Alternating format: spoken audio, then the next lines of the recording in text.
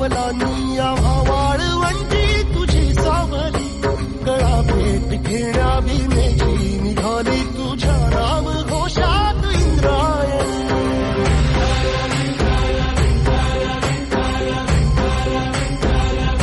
भिडे आसमंती ध्वजा वैष्णवांची उभी पंढरी आज नादावली तुझे नाव ओठी तुझे रूप ध्यानी जीवाला तुझी आस लागली जरी बाप साऱ्या जगाचा परी तू आम्हालेकरांची विठू माऊली